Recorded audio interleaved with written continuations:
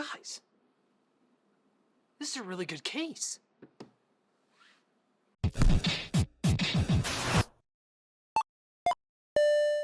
This is the Phanteks Enthoo Evolv. It's actually been out since late 2014, and I actually wrote this review in January, but never got the time to film it. Life is hard sometimes. But since the ITX version of this case is out now, and we'll be doing a video of that shortly actually, so make sure you're subscribed for that, I thought it was only fair we do this one finally.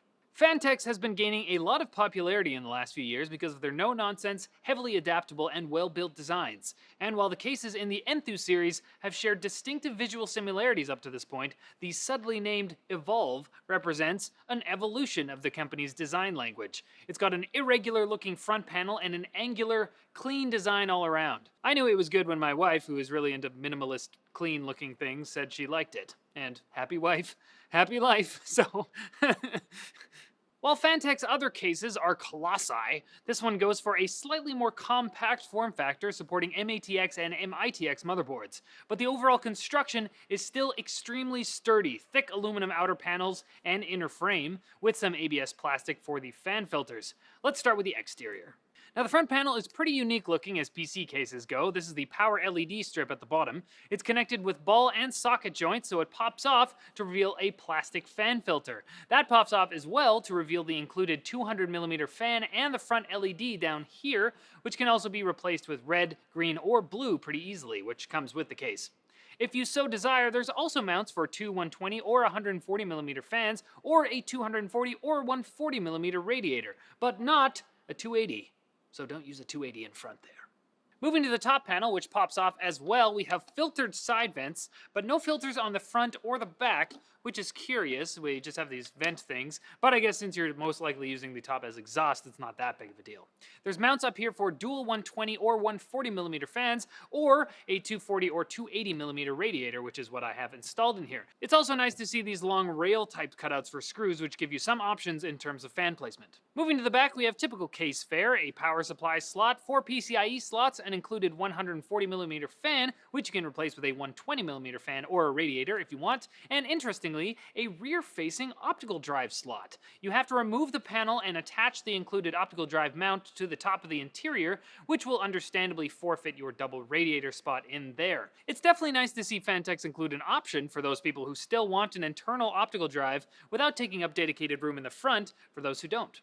On the bottom of the case, we got 4 rubber feet and a removable dust filter for the power supply. There's also screws here, which you could unscrew in order to remove the power supply. Onto the side panels. On the left side, we've got your I/O with power and reset switches, 2 USB 3, mic, and headphone ports, and on the right side, a decent-sized window to show the internals. Phanteks took a cue from Corsair's 760T and put them both on hinges for super easy access to the inside, while at the front they're connected with ball and socket joints. A note about these, it's very easy to make crappy ball and socket joints, and let me just say that these make a great balance between being impossible to pull off and being too loose. Some people aren't fans of ball and sockets, but this is a great implementation of the design. As I said, the doors swing open and lift to remove.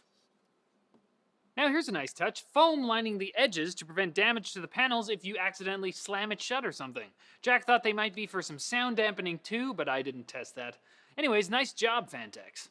Inside we see standoff positions for micro ATX or mITX motherboards and a large CPU cutout, or you would see that if I didn't put a motherboard there. There are standoffs pre-installed for a micro ATX motherboard, but you can obviously switch it around to mITX if so required. There's clearance for CPU coolers up to 192mm and graphics cards up to 318mm, although I have Asus Strix 960 in there, so I'm not using all of that. Now over here we've got a mounting plate with a whole lot of holes in it. You can mount 2 SSDs here on the inside or one 3.5-inch hard drive using the holes with the rubber grommets. Now there's also mounting points for a liquid cooling reservoir or pump, or you can just take this whole panel off if you don't want any of that.